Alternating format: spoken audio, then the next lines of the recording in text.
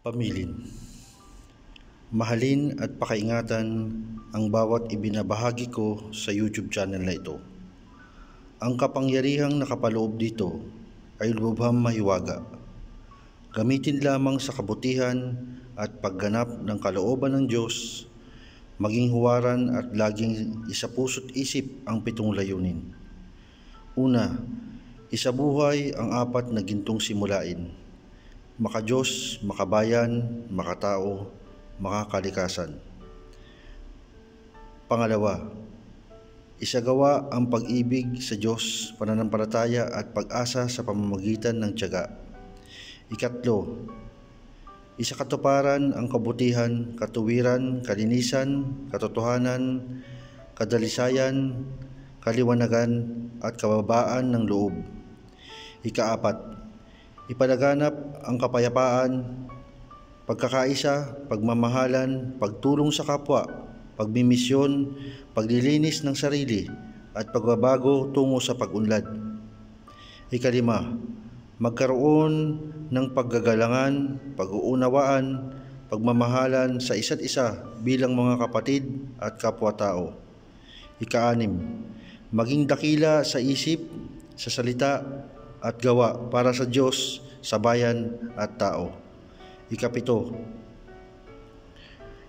ipagtibay ang kautusan ng Diyos, tumulong sa pagpapaunlad ng bawat kapwa at tumupad sa hadikain ng Diyos sa bawat tao.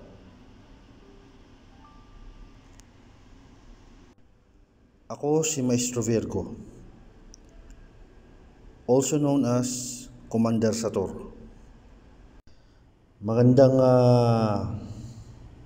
araw po sa inyong lahat. Ito pong muli si Maestro Virgo, also known as Commander Sator ng Sator Coronados. Muling magbabahagi sa inyo ng mga aralin tungkol sa karunungang lihim ng Panginoong Diyos Ama na makapangyarihan sa lahat, patungkol sa Sator Coronados. Sa aking mga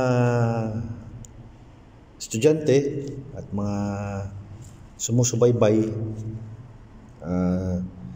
patuloy lang kayo sana mag-subscribe. Subscribe nyo ang YouTube channel na ito upang mapag-aralan nyo ng maigi at magkaroon kayo ng notification para masundan nyo kung anong mga ating mga susunod-sunod na magiging aralin. Noong mga nakang araw, binahagi ko sa inyo yung pagpopoder, pagbabakod, at yung iba't ibang puwersa ng Sator Coronados na kapag pinagkaloob sa iyo, may papapagana mo ang mga Bibliato at titik na nakasaad dito. Ngayon naman ang ating pag-aaralan ngayon ay patungkol naman sa basag ng Bibliato ng Sator na nakapagpapaandar ng orasyon. Pampaandar ng orasyon. Ito yung ating pag-aaralan sa ngayon, na ito rin ay 25 basag ng Sator na kung saan ay may susi at kailangan nating pumili dito sa mga 25 basag ng Sator na ito. Ngayon, ang nais kong ipahatid sa inyo na ang Panginoong Diyos Ama na makapangyarihan sa lahat ay nakagabay sa atin.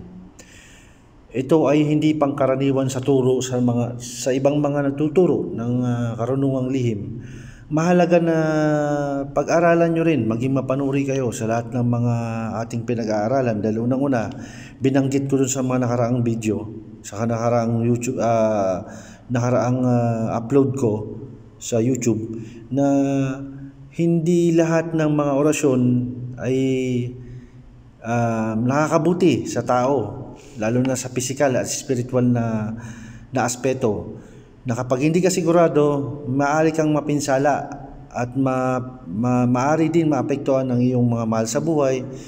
At unang-una, maaari ding ikamatay ng isang tao kung talagang napakalakas na orasyon ng kanyang babanggitin. At kung halimbawa nagsumusubok na manggamot, pagkatapos hindi naman niya alam kung saan nanggaling ang orasyon na kanyang nakuha at gagamitin niya sa tao, ay maaaring ikamatay ng tao ang orasyon na ibabato mo sa taong nais mong gamutin o subukang gamutin. Kaya ako sinabi na mahalaga ang pagpupuder, pagbabakod at pagpopondo, At unang-una sa lahat, mahalaga yan. Lagi kong sinasabi na kasama yan sa debosyon na panalangin na aking ibinahagi sa inyo, ang kompletong dasal ng Sator Coronados. Sa kadahilan ng nais ko na kompleto muna kayo bago kayo bumanggit ng bawat Bibliatong ito. Kasi ito'y buhay na salita. Bawat buhay na salita nito ay may puwersa. Na kapag hindi mo kaya, hindi ka sigurado o hindi sapat ang iyong spiritual na lakas, ay maaaring ikahina ng iyong katawan. Kaya lagi kong sinasabi, bago nyo pag-aralan ng lahat, kopyahin nyo muna lahat, pag-aralan nyo, pakinggan nyo. Unang-una, lalo na yung debosyon na panalangin, kailangan yun is makopya nyo yun. At sa loob ng 49 days ay pagdidebosyonan niya yan. Mapababae man o lalaki. Nire-recommenda ko yan. Dahil yan, kapag nakompleto mo yan at nakita ng Diyos Amang makapangyarihan na karapat-dapat ka bilang isa sa maging kabilang ka sa tagapangalaga sa kapangyarihan ng Sator Coronados, ay walang duda, ipagkakaloob niya sa iyo yan, lalo na kung sa kabutihan mo gagamitin.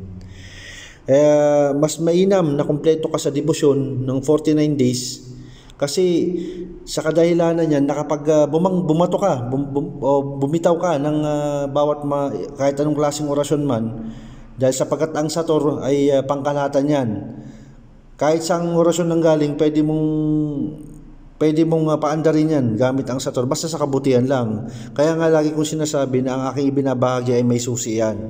Nilagyan ko ng susi ang bawat isa at nilagyan ko na ang bawat binabahagi ko ay nilagyan ko ng selyo yan. Lahat ng binabahagi ko sa YouTube channel na ito ay nilalagyan ko ng selyo. Kapag gagamitin mo sa kabutihan ay mapapagana mo. Pero kung sa kasamaan mo gagamitin mo sa panlalamang, hindi mo mapapagana yan. Dahil ang Diyos Ama makapangyarihan sa lahat ay nakagabay sa atin. At ito ay hiram lamang, ang mga kapangyarihang itong ipinagkakaloob niya ay hiram lamang. At kung hindi ka karapat, dapat hindi niya ipapagkaloob sa iyo ito. Ngayon, ating ipagpatuloy ang ating pag-aaral sa karunungang lihim ng Panginoon Diyos tungkol sa 25 basag ng Sator o Bibliato na nakapagpapaandar ng bawat orasyon, na kahit anong orasyon ay kayang paandarin.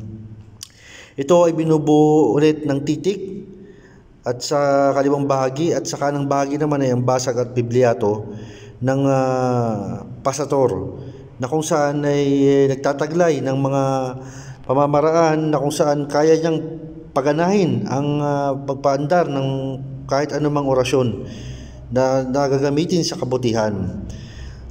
Simulan natin sa letter S, sa Hitikos, letter A, Alasalaha, T, Tasetihot, O, Omobomo, R, Ratisinor, A, Akasaksa, R, Risnisir, E, Exedesid, P, Pohomop, O, Omifobo, T, Todosot, E, Exedese, N, Negomin, E, Isitieme, T, Tisikisit, O, Olimelo, P, Piniminip, E, Eselese, R, Rotoror, A, Aserikara, R, Renisener, O, Okarimajo, T, Tesihisit, A, Alazahaza, S, Solamizas, at ang susi ay Surka, Urka, Jak. Yan ang kompletong basag ng Bibliato ng Sator na nakapagpapaandar ng orasyon. Kailangan pumili lamang tayo sa mga basag na ito at idugtong sa orasyon na nais mapaandar. Kung gaano karaming salita ang orasyon, gayon din kadami ang ibabasag mula dito. Inuulit ko, na kailangan pumili lamang tayo sa mga basag na ito at idudugtong sa orasyon na nais mapaandar. Kung gaano karaming salita ang orasyon, gayon din kadami ang ibabasag mula dito. Yon, sana naging malinaw sa inyo na kung meron tayong orasyon na gustong paandarin, pipili lamang tayo dito sa mga basag at bibliatong ito. Ngayon, kasabay nun yung susi, saka natin idudugtong yung orasyon. Mapapagana na natin ang orasyon. Kailangan kompleto ka muna ng pagdidebosyon para mapagana mo ito. Lagi kong sinasabi, napakahalaga ng pagdidebosyon. Sikapin nyo mapag-aralan ng pagdidebosyon. Hinikayat ko kayo na mag-aral sa YouTube channel na ito. Ito ay libre lamang. At ang Panginoong Diyos, Ama na makapangyarihan sa lahat, ay nakagabay sa atin. Pagpalain sana nawa tayo ngayong araw na ito, sa mga susunod nating araw at sa ating pamilya. Gabayan sana nawa tayong lahat ng Panginoong Diyos, Ama na makapangyarihan sa lahat, na siyang pinagmumura ng lakas ng lahat ng kapangyarihan sa buong mundo. Lagi nyo lang tatandaan na ang kapangyarihang ipinagkakaloob ng Ama sa atin ay hindi sa atin, hindi natin aangkinin yan. Ito ay ipinapahiram lamang sa atin upang tayo makatulong sa kapwa. Huwag natin itong aariin. Marami ang mga nag-aaral sa karunungang lihim na kapag napasa kamay nila ang kapangyarihan sa ibang mga aralin o turo, inaangkin nila ang kapangyarihan at sinasabi sila ay malakas o sila ay walang makakasupil sa kanila o kaya nila lahat. Huwag ganun. Huwag tayong maging ganun. Kasi unang-una sa lahat, tayo ay instrumento lamang. Lagi nating pakakatandaan, tayo ay instrumento lamang ng Panginoong Diyos. Wala tayong lakas ng nagmumula sa ating sariling pisikal na espiritual na kakayahan. Tayo ay hihingi tayo ng pahintulot sa Panginoong Diyos, saka ibibigay sa atin yun. At kung nakapasa kamay naman natin ito, gamitin natin sa kabutihan. Huwag sa mga puro kayabangan o kahit anong bagay na pansariling kapakanan lamang. Kung sa pagpoproteksyon ng inyong pamilya, sa inyong mahal-mahal sa buhay at mga taong nangangailangan ng tulong, yan, saludo ako sa inyo kung magagawa nyo yan at ipagkakaloob niya sa inyo yan. Isa rin ako sa gagabay sa inyo bilang isa sa tagapangalaga ng kapangyarihan ng Sator. Ako si Maestro Virgo, also known as Commander Sator ng Sator Coronados. Malayang magtanong ang bawat isa, malayang mag-share kung sino man ang nais mag-share dito. Sa mga kapwa ko maestro, respeto lang din sa inyo. Ako may respeto rin sa inyo. Nawa sana ay maggalangan tayo, huwag tayong magsiraan o huwag tayong magtirahan sa mga bagay-bagay. Basta tayo magkakasama lang, tayo ay pare-parehas na sumusunod sa alituntunin ng Panginoong Diyos na makapangyarihan sa lahat. Tayo ay patuloy na sumusunod sa kanyang turo na tayo ay tumulong sa tao, tayo ay isang layunin. Dapat hindi tayo maglaban-laban. Isang paintulot ko lang, isang paalala ko lang sa inyo, isang pakiusap ko lang na sana ituro natin kung ano yung tama rin. At gabayan natin ang bawat isa. Wag din tayong bibitaw ng kung ano mga bagay na ikakapahamak ng individual na tao. Ituro natin kung ano yung tamang proseso sa mga maestro rin na katulad natin. Ako ay may respeto sa inyong lahat. Wala naman akong masamang nais sa lahat ng mga katulad ko rin na nagtuturo na dapat ituro natin kung anong tama. At simulan natin sa umpisa kung para hindi sila maligaw ng landas. Kasi kapag tinuro natin, nag-direct tayo ng turo, wala tayong hindi sa pattern ng pagtuturo ng simula sa umpisa, walang pinagkaiba yan sa bata na naglalakad. Na kapag tinuruan natin na maglakad, turuan natin siyang tumayo, hindi yung i-instant natin na turo na re-rectine natin sa pamamaraan na makapagbato tayo ng mga orasyon na hindi agad-agad ganun. Mahirap, baka mamaya mapinsala rin yung mga tao o mapinsala rin yung mga nais mag-aral. Para sa mga bertudes, mapalad kayo kung kayo ay bertudes na katulad ng ibang mga tao na individual nakakapagpaandar ng orasyon, mapalad kayo at pinagkaalooban kayo ng kakayahan na ganyan. Pero gamitin nyo lamang din sa kabutihan yan. Kasi yung mga bertudes, para sa kaalaman ng iba, na ang mga bertudes ay nakakapagpaandar din ng orasyon yan. May kakayahan na sila magpaandar ng orasyon na nasa dugo na nila, nasa kamay na nila yan. Pero siyempre, kung ipapahintulot ng Ama, siguro ang mga karamihan sa mga bertudes ay sila ay mga mabubuting tao rin at talagang nasa lahi rin nila talaga na may manggagamot sa kanilang mga lahi. na pinagmulan ng kanilang angkan.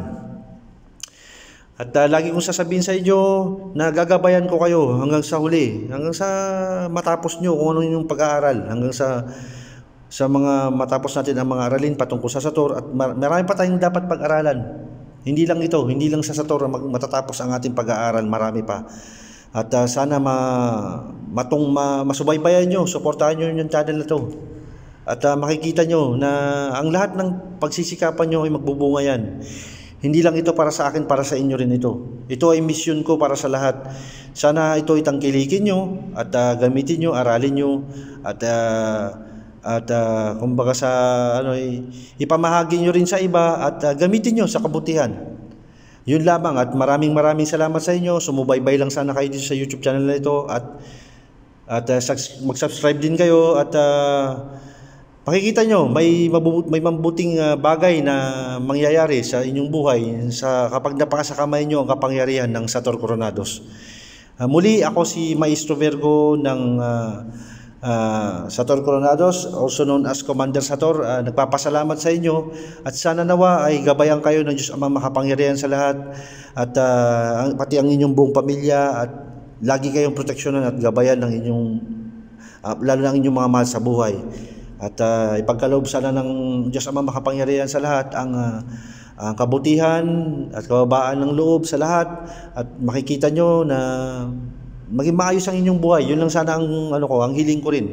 At kung sino man ang mga magtatangan na mga ganitong uri ng buhay na salita ay lagi kong binibilin sa inyo na gamitin nyo sa mabuti.